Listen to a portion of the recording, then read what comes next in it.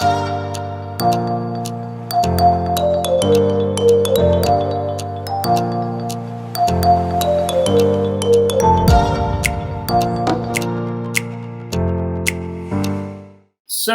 as a poetic segue, moving on from our taco time, we are moving to Spanish 101. Ana, are you there? I'm here. But I don't see you. I don't know why I did. There you are. We have you now. I can see you now. Yeah, Can you hear me okay? yeah, perfectly. Ana, how are you today? I'm great. It's a chilly morning where I am, but it's great weather today. So, actually, why don't you tell everybody where you are and who you are, for those that may not know? well, right now I'm in Veracruz, which is another state east of Mexico City. It's actually the city of Veracruz has ocean coast. You have the beach. Uh-huh. But right now I'm at my family's house, which used to be a coffee factory. They used to do coffee. It sounds like there are worse places to be locked down.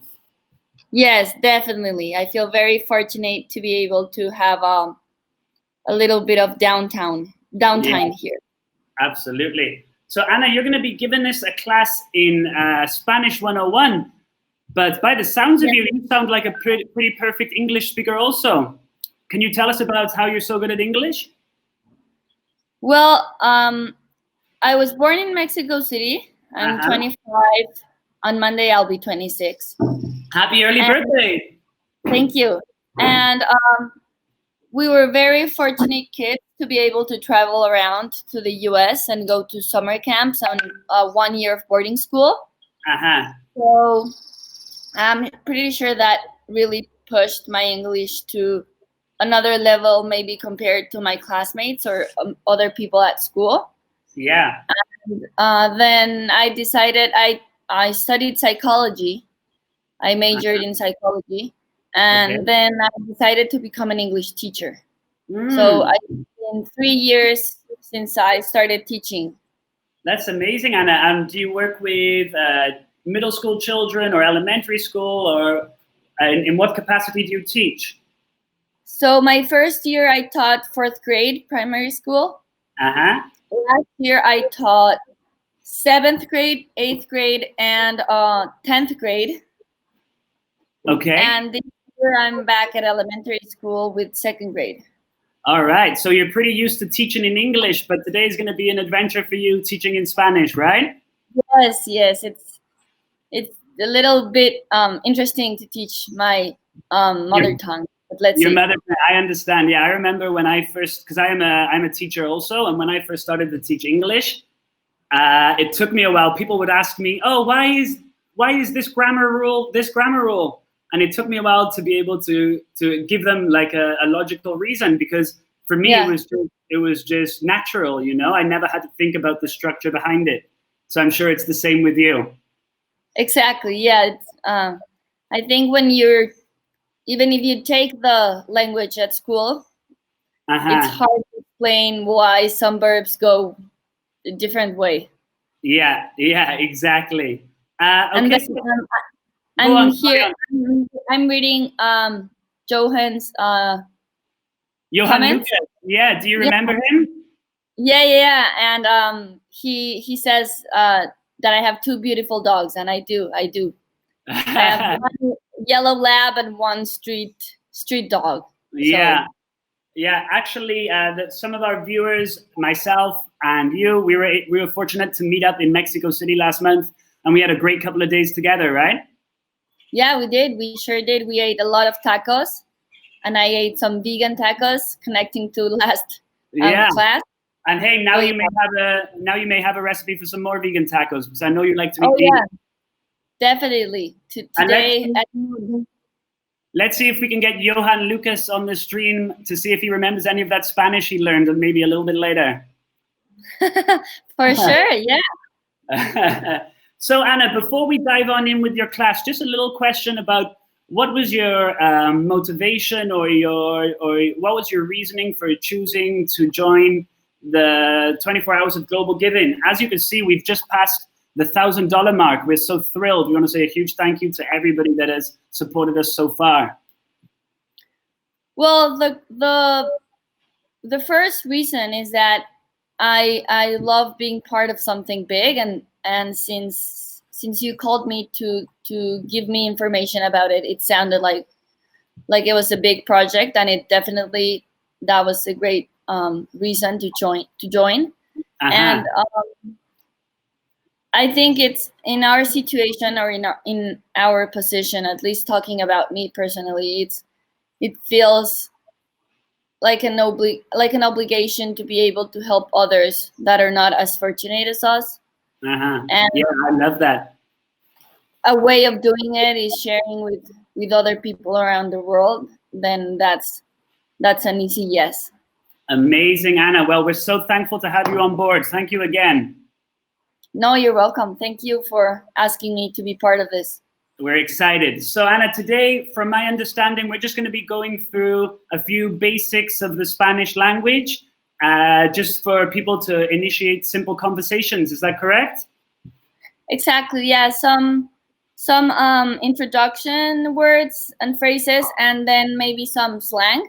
I'm gonna try to do a little bit, so I think I'll have better light. Okay, you look pretty good to us. And but yeah, I need to warn you that Mexican slang is a bit complicated. The words never mean what their translation is. So well, we're excited to find out. Yeah, that's one thing that I'm still in the process of learning Spanish, and it's one thing that confuses me about the language is just that, number one, there are millions of words for the same word, and number two, there's one word with millions of meanings. Yeah. The Mexican people can have that ability to change a word's meaning and use it in 100 different occasions. Yeah, it's a really beautiful but sometimes frustrating part of the language, especially when you're trying to learn. Okay, Ceci, so if you're ready, we're ready to hop on in with Spanish 101. I'll stick around so we can maybe get some audience participation a little bit later into your class. Yeah, for sure. I'll be ready. I'll be taking a look to see which time is great to have people on board. Perfect. Okay, so I'm pretty sure I want to move first before we start because the light isn't great there. Yeah, you get yourself sorted. We have plenty of time. And I think it's a little bit better here. Looks good. So the first thing that it's important to know in Spanish is to greet someone. Mexicans are very warm, and especially also Latinos.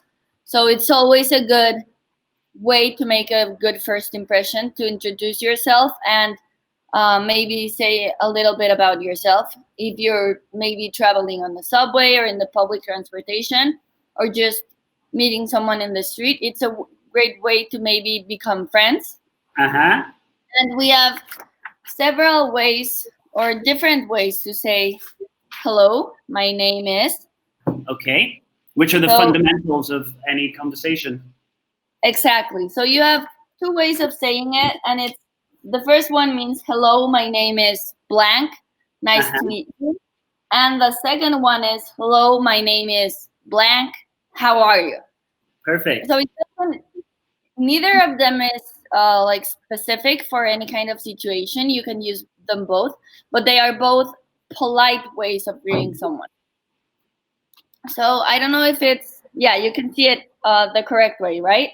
We can see, it's perfect.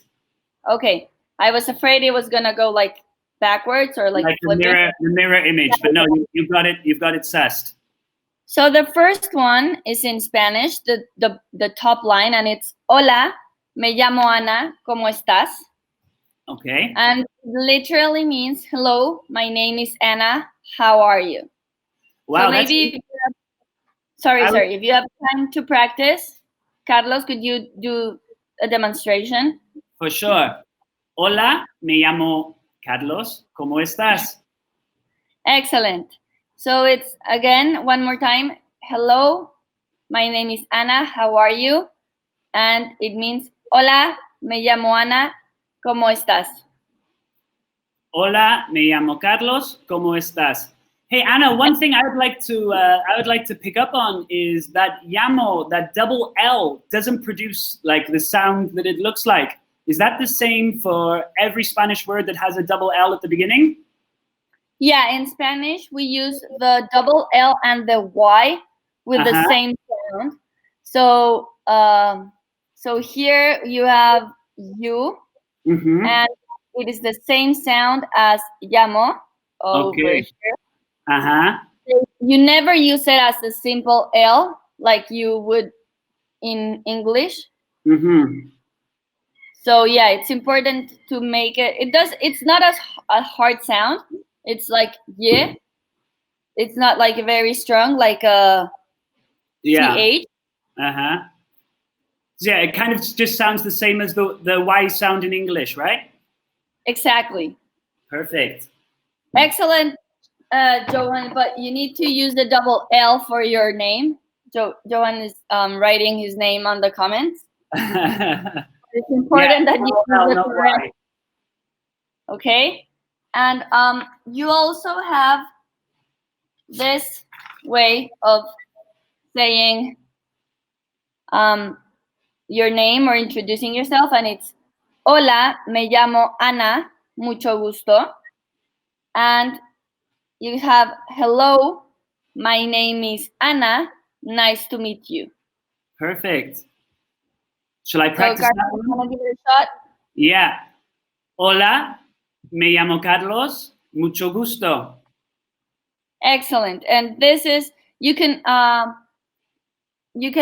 use it with a handshake. Mexicans are very warm, and you usually meet someone with a handshake or a kiss. So, and it's very common to meet people or to say hello with a kiss. So it doesn't necessarily mean that you're handsome or that you're good looking. So you mean all this time these Mexican ladies have been coming up and kissing me, it's just for nothing? Probably. But I think with the new haircut, they'll have a reason now. Okay, so I'm gonna leave it up here just for a few seconds so you have time to maybe write it down if you feel like it's necessary. I'm gonna flip it around. It's the same, but it's in two different colors, so you can. The top one is in Spanish, and I'm gonna say it again for the pronunciation. Hola, soy Ana, mucho gusto. Hi or hello, I'm Ana, nice to meet you. So and we have toddlers watching as well. Luciana, my niece, is watching, and she's also practicing her Spanish. That's amazing. Start them early. Hello, Luciana. Hola, Luciana. Hola, Luciana. Yeah. So these are two nice ways to introduce yourself. We're gonna match it with or join it with another part of the phrase to say how are you, because it's as I'm saying and I'm repeating, Mexicans are very, very warm, and they will engage in conversation pretty easily.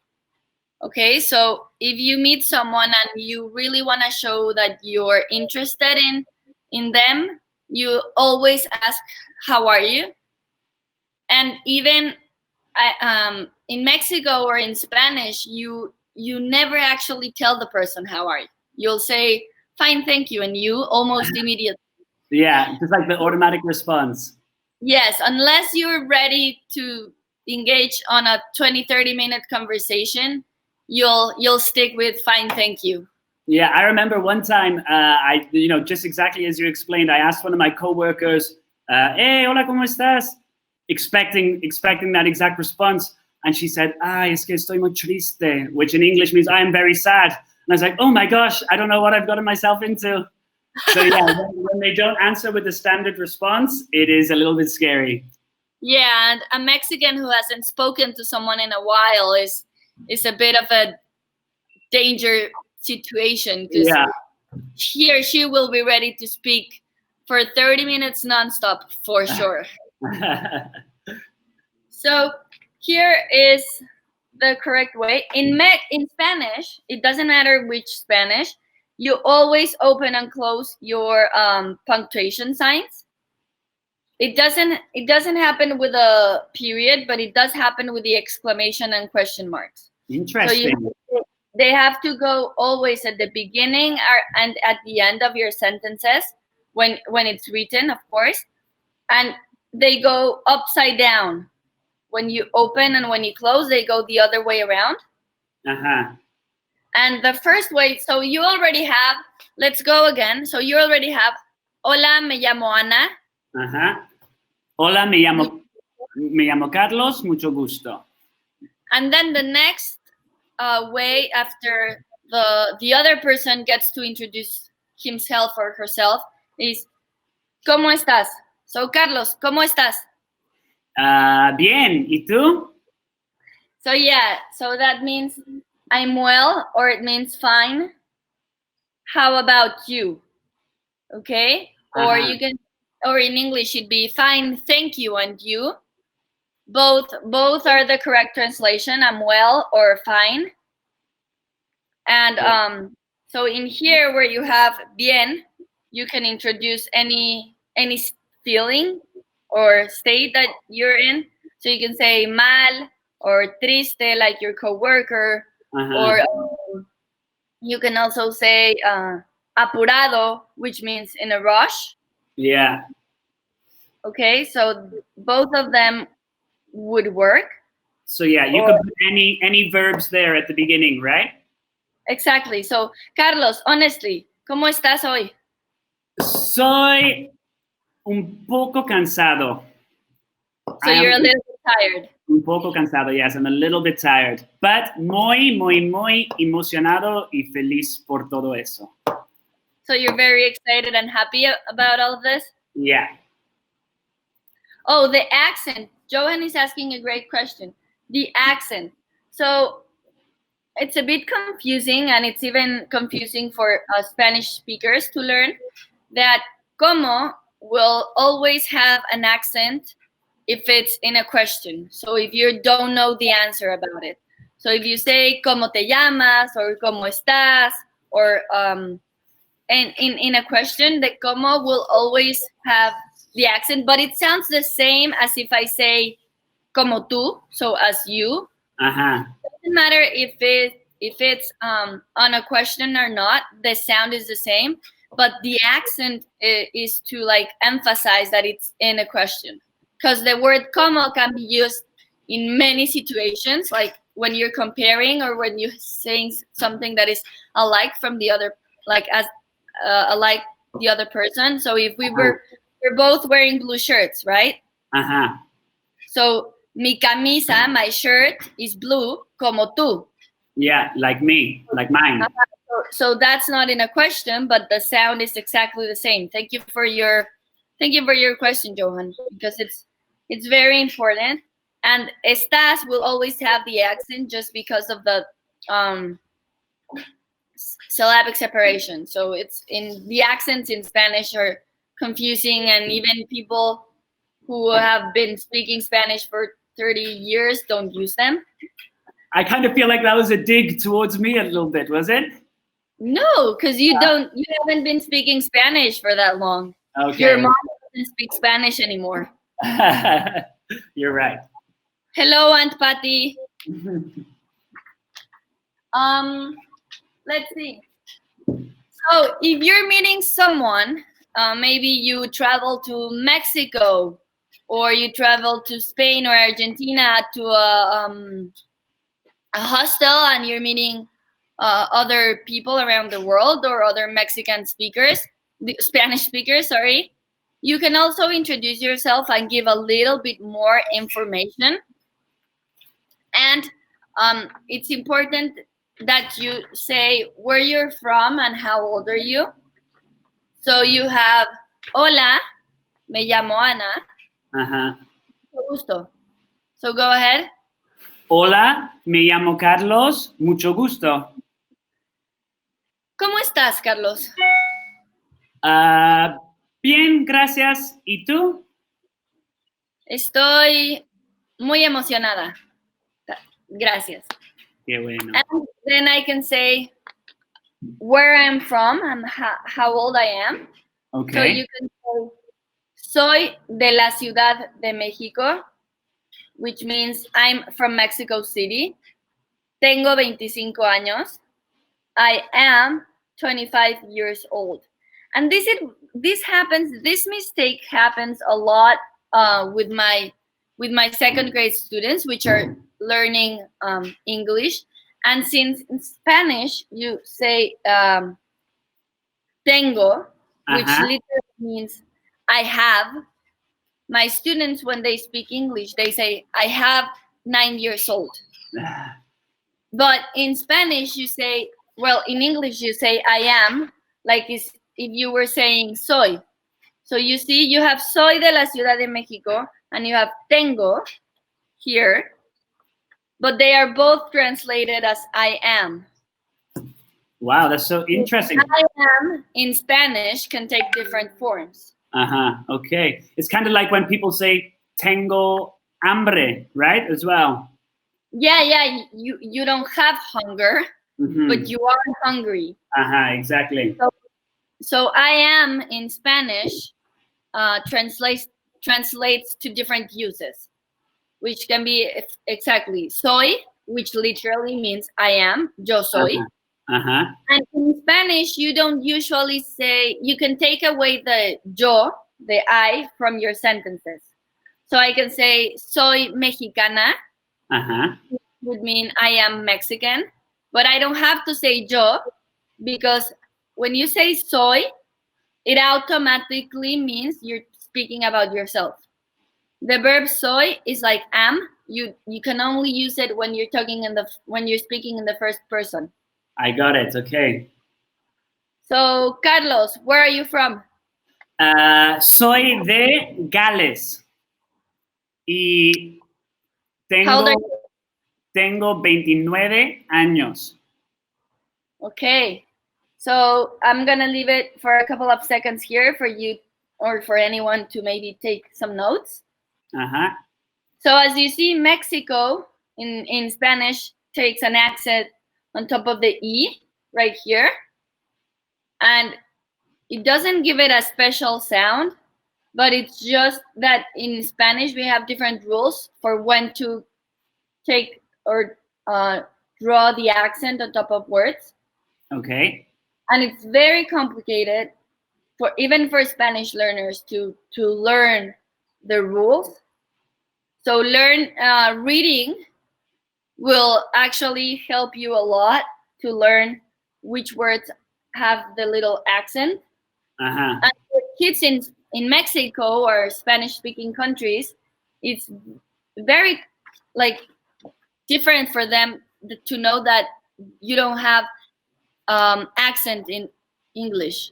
Yeah, it's completely different. Hey, Anna, did you see the message from Tom asking to just go through the pronunciation of the first sentence once more? Yeah, just cut it. So I'm gonna go from the top very quick. So it's hola, me llamo Ana, ¿cómo estás? Hola, me llamo Carlos, ¿cómo estás? Excellent. And then you have hola, me llamo Ana, mucho gusto. Hola, me llamo Carlos, mucho gusto. And then we have this last one, which means soy de la Ciudad de México. Tengo 25 años. So I would say, soy de Gales, which is Wales in Spanish, y tengo 29 años. Exactly. Perfect. So, and it doesn't matter, because in some languages, in French and I know in some other languages, when you say a country and a city, the article before that changes. But in Mexico, you just say soy de la Ciudad de México or soy de Mexico. But since Mexico City is female, you have to say la at the beginning. Okay. But for countries, you don't use el or la. You don't say soy de la España or soy de la Argentina. You just say soy de. You take away the article right here and you say soy de México, soy de Reino Unido, soy, okay? So and you can, it doesn't matter. Okay, wow, they don't make it easy for us, huh? No. And Joan says, Thomas está un bastardo grande. I don't know how Johan knows that advanced vocabulary. I know. Apparently, he's been taking Spanish behind her back. Hey, did you see Nandi's comment there? I think she might be tuning in from South Africa. Oh, I love that. I love how international this event goes. Yeah, us too. It's one of my favorite things. South Africa. Let me get very quick a blank piece of paper. Okay. South Africa.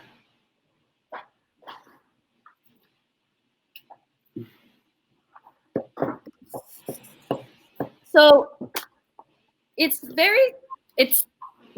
say south in Spanish, you have two different words depending on the word that is joining with it, okay? So you have south in English, which is gonna go in the green tone. And then in Spanish, you have sur or sud. So here, so this is how it's in English, south. And then in Spanish, you have sur or sud. Sur can go with, for example, América del Sur, which would be South America. Or if I want to tell you to go to the south of the city or the south of any location, you say sur. Wow. Sur. R. Sur. But if you say the other way around, Sudamerica, it's with the, or South Africa, it's with.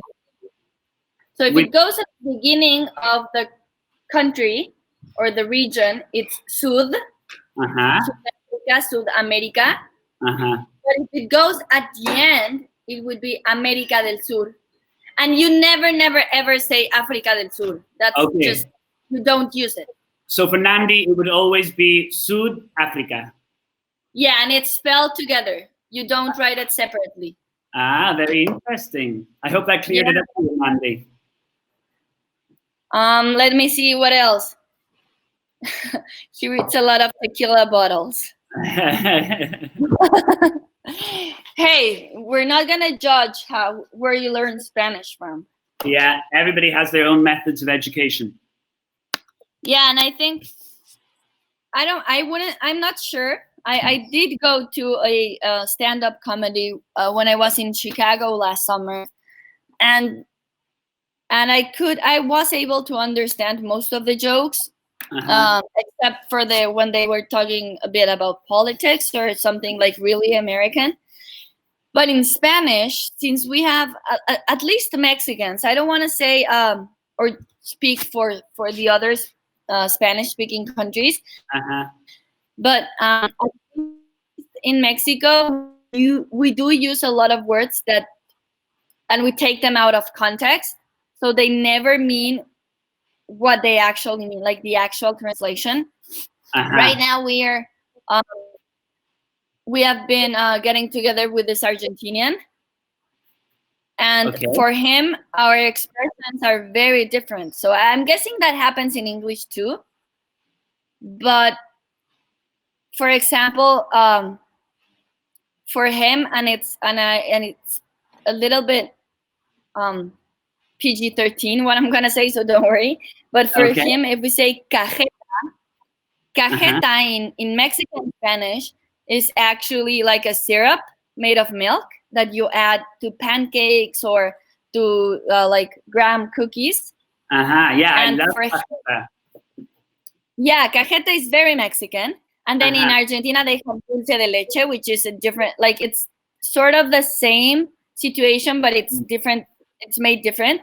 But then for them, cajeta, the same word that in Spanish means syrup, cajeta would mean vagina for them. Wow. So when we use it for them, it's like it's totally out of context. I think Johan Lucas has a new favorite Spanish word. So for sure, cajeta in Mexico is a very welcome word. Everybody will know what you mean, and everybody will agree that it's a delicious syrup for your breakfast. But if you go to Argentina, then it's not a very welcome word to use in front of kids or in front of your in-laws. Radio. Yeah, that's really important to notice because I love cajeta. And then you also have concha. Okay. Concha is sweet bread in Mexico. So in Mexico, like in many European countries, we have a lot of sweet bread. And one of them is called concha, right here. And it's the most famous Mexican sweet bread, concha. And it can be vanilla flavor, strawberry flavor, or chocolate flavor, the top of it. Okay. I'm gonna try to pull an image and see if I can share it in my screen. Okay. But in Argentina, it will actually mean also like a bad word. Okay. So you can say la concha de tu madre, and it will be like a very bad insult for someone's mother. And in Mexico, it will be like meaningless. If you say la concha de tu madre, it will mean your mother's sweet bread, which is sounds good. Yeah, it sounds good. It might mean that your mother makes very good sweet bread. So you have concha and cajeta that are two different sweet ingredients or sweet food that we have here in Mexico. My mom loves to eat cajeta with Jello. What weird. And she'll end up just eating the cajeta in her spoon. But it's a syrup. It's like a chocolate syrup or caramel syrup.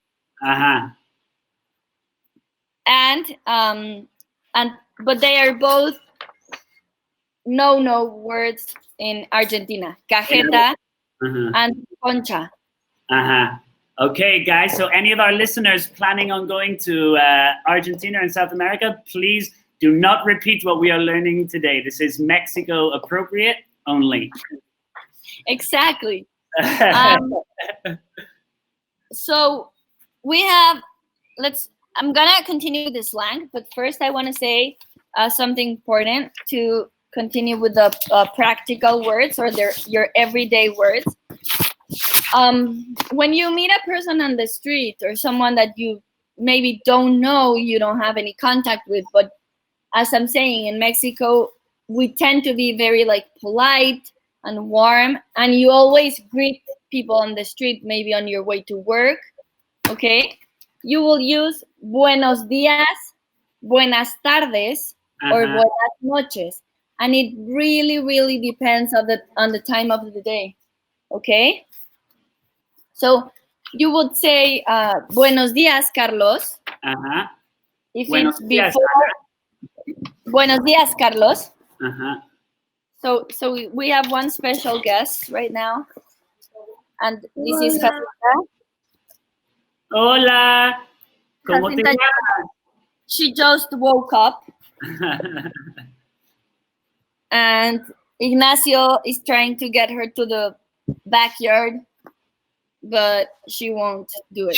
She wants the limelight. She wants to be a star. Exactly. No, she's really attached. She doesn't like to be left alone. So the first thing that you have here is buenos días. And you can only say buenos días if you're talking to someone before 12 o'clock. Okay? Before 12 p.m. Otherwise, for sure, you will be corrected. Yeah. So if you say buenos días, Carlos, and it's already 12, for sure he will say ya son tardes. Yeah. It's already noon. Yeah. Yeah, I've experienced that a few times where I've walked in and I've not been sure of the time, and I've just like walked into an OXXO or something and I've just taken a guess. I've been like, buenos días? And they're like, no, tardes. So that's always a good thing to learn the time as well. And tardes means noon. Or in this context, it will be noon, and it's buenos días, which bueno actually means good, and días is literally morning. So this is a literal translation. Okay, that's perfect. That's easy to understand. And then if it's after 12, you say buenas tardes, and it's literally the English translation after noon. Okay. And it's only as the picture demonstrates after 12. Okay. Okay, yeah, got it. And it's always a nice way to say it to anyone that passes by on the street. Yeah, that's what I was just about to say, is that from my understanding, those greetings are kind of like the more formal way to say hola. Would that be correct? Yeah, and you can use it with people that you do know, or with people that you're just like maybe crossing by on the street. Okay. And I do have the one for night. Okay. So we have buenas noches, which is good evening if you're greeting someone. Okay. If you're maybe meeting someone, you say buenas noches, or if you're on the phone or meeting anyone in any situation. Okay. And good night if you're going to bed. Okay. But it's the same phrase for both of these uses. So it's good night if you're going to bed, buenas noches. Or good evening if I'm joining you on the street or if I'm crossing you by. Diego Covarrubias has a question here. He wants to know, what if it is exactly 12:00 o'clock? You say buenas tardes. That's a no-brainer. Obviously, Diego Covarrubias, you say buenas tardes. So let me remind you, and I don't want to be repeat myself, but I think it's good if you practice. So the first thing, and I'm gonna sound like Dora right now, the explorer, but if everyone could say, hola, me llamo. Hola, me llamo Carlos. ¿Cómo estás? ¿Cómo estás? Or you can say, mucho gusto. Mucho gusto. So those two are completely interchangeable. Yeah, both are fine. You can use them together, or you can use one or the other, and it doesn't take out any nice attitude. Yeah, okay, that makes perfect sense, Ana. Thank you. And then you have soy. Soy de la Ciudad de México. Soy de la Ciudad de México, and that means I'm from Mexico City. But you are from, can you say it with your hometown? Soy de Gales. I am from Wales. And then Nani, that's the name, right? I'm pronouncing it properly. Nandi, yeah, Nandi. Nandi, sorry. Nandi would say soy de Sudáfrica. Soy de Sudáfrica. Okay. And Dal would say soy de Corea del Sur. Yeah. Soy de Corea del Sur. So Dal would never say South Korea. That's what I was going to ask. So for South Korea, it would never be South Korea. It would always be Corea del Sur. Exactly. That's the proper way. Perfect. And then I think somebody's asking you, the Travel Tribe channel is asking you if you're 29 or 39. He's just jealous because he's older than I am. But you look like 24. Thank you. That's why I came here today. I can finish the event now as a happy man. And then for the last technical words, we have muchas gracias and de nada, which are phrases that you use when somebody gives you something or when you say you're welcome. So the first one is de nada, which literally means it's nothing. De nada. But the correct translation to English would be you are welcome. Okay. So, and it's the same use as in English when somebody hands you something or opens the door or does something nice for you, and they say gracias and you say de nada. Mm-hmm. So Anna, for example, it seems like you have a fan here in our comments. He said that you're very beautiful, so you could say de nada. Oh no, I would say gracias. Yeah, exactly. You would say gracias and you would say de nada. He said something nice, and then he would say de nada, which means you're welcome. Exactly, yeah. And then we have muchas gracias. And gracias means thank you. If you want to say muchas, which is like just to be a little bit more enthusiastic, you say thank you. So both at the beginning, gracias, thank you very much. So you switch it around. Okay. Yeah, that makes sense too. So it's just the opposite to English in terms of the sentence structure. Yes, and it happens a lot, like when using adjectives or so. You say, in Spanish, you say the noun and then the adjective. But in English, you tend to say the adjective first, depending on how you structure your sentence. Yeah, exactly. Wow, thank you for that. That's amazing. Now we have the fun part. And I wanna, at the end of the class, I wanna leave you with a link to a stand-up comedy, Mexican stand-up comedy. Sounds perfect. And she is so funny. And somebody wrote the subtitles for her show in English. And I don't know, I saw it for the first time yesterday and I couldn't stop laughing. I can't wait to check it out. So in Spanish, as I said at the beginning, we have some words that we have turned into our slang vocabulary. So you have the first word is pedo. That is Dal's favorite Mexican word. Fart. So it literally means fart. But in Mexico, we never use it for its real meaning, unless someone farted and you ask. But sure. As we use it for different scenarios. So the first one means ¿qué pedo? Okay. And it means what's up. So if I meet Carlos on a party or if I see Carlos on the street, I could say ¿qué pedo, Carlos? And that just means like what's up? So how would somebody answer that question, Ceci? If somebody said to you ¿qué pedo? What would be would you say bien or would you say hola? It's like ¿qué pasa? It's okay. So you say I can actually say ¿qué pedo? ¿Cómo estás? And you just answer fine, thank you, or something like that. It's just like an automatic greeting, but you never ever use it with adults. It's only with peers.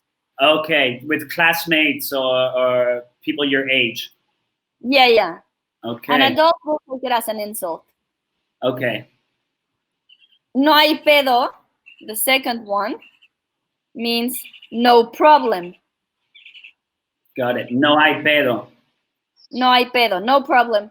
So if you maybe like bump me on the street or like at a party and you say, oh, I'm sorry, I say no hay pedo. Like, no problem. Got it, yeah. And then you have está pedo, which means that he or she is completely drunk. This word is just so multifaceted.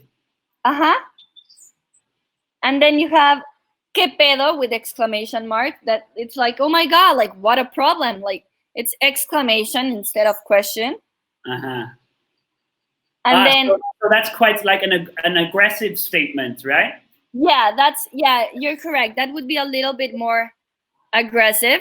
Like if we bump each other, again, the same situation, we bump each other in a party and I want to fight, I would be like, ¿qué pedo? Yeah, like, okay. Yeah, so I can say to Jordan when he doesn't let me sleep and he calls me at 3 a.m. to organize Travel Tribe, I can say to him, hey, Jordan, ¿qué pedo? Yeah. That's And perfect. it's still kind of a question, but you're not really expecting an answer. Uh-huh. And then we have Regina's suggestion here. You can say, ¿qué pedo? El pedo de Luciana, which would mean, what's with Luciana's fart? And you can use both the same word for two scenarios.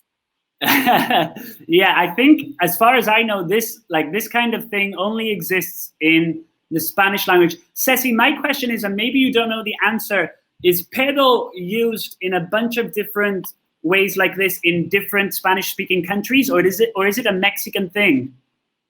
No, I think it's Latino. Okay. So we. I don't want to go walking around Spain and saying, "Hey, qué pedo," and everyone just thinks I'm talking about farts.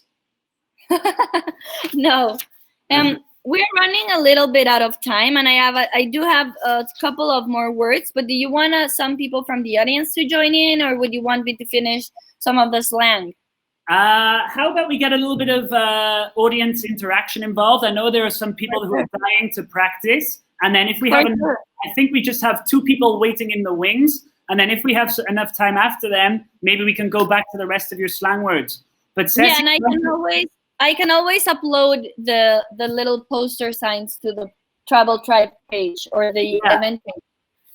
And Ceci, thank you for teaching us, without doubt, the most important parts of the Mexican Spanish language. Yeah, for sure. This will help you survive in Mexico City, for sure. Yeah. I actually think that this kind of language class is not, I'm not going to say more valuable, but valuable in a whole different way in terms of communication and integrating into the local culture. For sure. Yeah. So why don't we, I know Jordan is listening, so why don't we see if Jordan can bring in a guest so they can practice some dialogue for you. Jordan, do you have someone waiting for us? Oh! Hello. I recognize that face. Wait. Hola, Ana. Me llamo Thomas. Hello. Hola, Carlos. Hola, Thomas. Am I on the side or am I forward? I don't know with this camera. No, not that way, the other way. This way? That's perfect. Yeah. Okay, here we are. I love the mustache. Thank you. It's my quarantine tash. Carlos, you should think about doing something like that. No hair on my head from now on. What about your face? Nope. No. You look like One Punch Man. All right, so why don't we give Tom one of the example sentences that you worked on earlier, Anna, and you can see if he's pronouncing the words correctly. For sure. And then I think we have one more guest waiting after Tom as well. Okay. Hola, soy mucho gusto. You forgot your name. Oh, sorry. Wait, I've written it down, so I'm going by script. Okay. Hola, me llamo Thomas. Mucho gusto. ¿Cómo estás? Yo estoy bien. ¿Y tú? Bien sé tú. Oh, no. You would just say something like bien. Bien sé. What's bien sé then? What's the difference between? Is it bien te? No, bien. Here. You say bien. ¿Y tú? Oh. ¿Y tú means and you. I thought it was bien sé too. I didn't know it was y tú. When you're replying to my question, you just say bien. And you can say gracias, or you can just leave it at bien. Okay, bien, y tú. Much better. And then I would say bien, gracias. Bien, gracias. Where are you from, Thomas? Soy de la ciudad de England. But what's are England? You from, England is England is Inglaterra. Inglaterra, so like French, like Angleterre. Yeah, very similar. So Tom, you say But you're from England, but from which part? London, so South England. So you would say soy de la ciudad de Londres. Soy de la ciudad de Londres. Londres. De So Londres. London is Londres. Londres. Londres. Mm-hmm. I'm writing it down. Very good, Tom. So I think the reason you got confused there, Tom, is because when Anna said she was from the Ciudad de Mexico, she doesn't mean the country. She means Mexico City, which is the capital city of Mexico. Oh, Yeah, that's okay. Because we have our main city, our most important city is named after the country. Okay. Thank you for clarifying that. I'm glad. And also as well, I'm going to go with the French, so I'm going to try. Tengo 35 años. Pretty close. 35. So you say 30 y 30 y 5. So it's like 30 and 5. Okay. 35 años. Años. Año? Años. Yeah, Años. it's a letter that we only have in Spanish. So I have it right here. And it's this little letter here, like an N with a little bar on top. Mm-hmm. Ñ. Año. Okay. So yeah, 35 años. But Tom, there's no need to lie about your age. We're all friends here. Okay. How do you say 25? 25.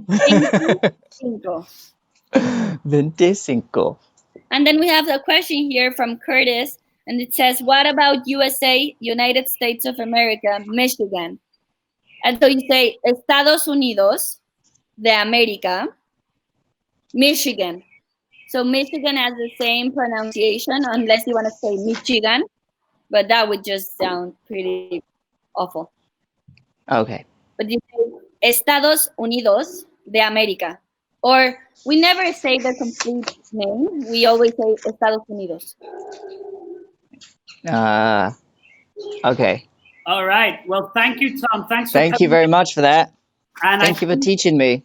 I think we have one more person waiting, Anna. Let's see if he's still there. Thank you, Tom. Adios. Thank you.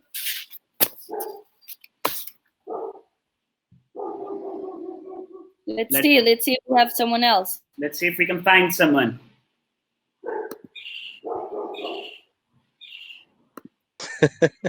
Oh. Hey, what's up, guys? Hello.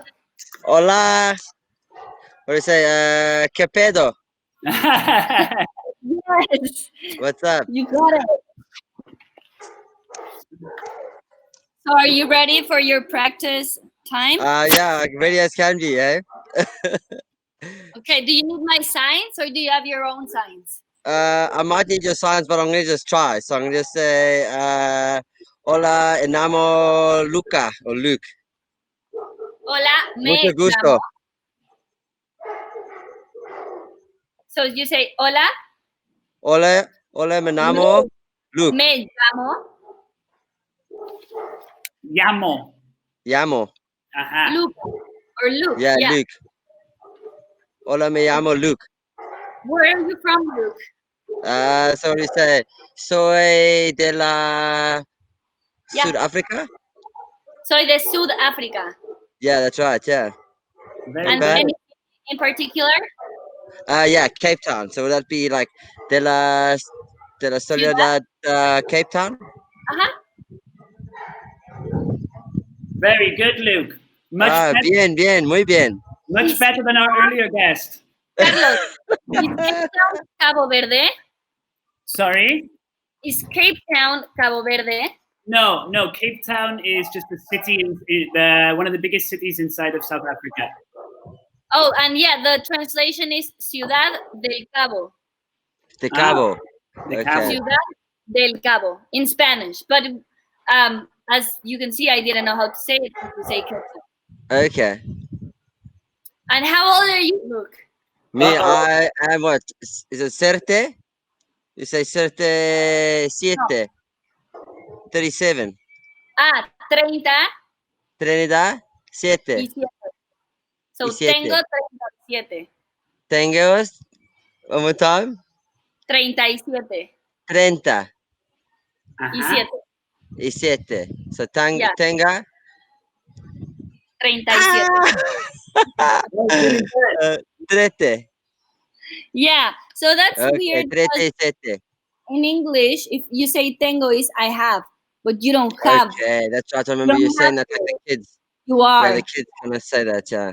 Yeah, but and yeah, the pronunciation from the 20s to the 30s and 40s is a bit complicated. Oh, so it'd be like 30 plus 7 or 30 plus 2. So Exactly. Yeah. 37, 39. As soon as you start the 20s, it's 20 and something. I feel you. Yeah. Cool. All right, Who's got the Luke. dog? Excellent. Okay, Yeah. cool, guys. Thank you so much for joining us, Luke. Adios. Only a pleasure. Thank you, Adios. love. Thank you so much, eh? Bye. Muchas gracias. Cheers, Muy guys. bien.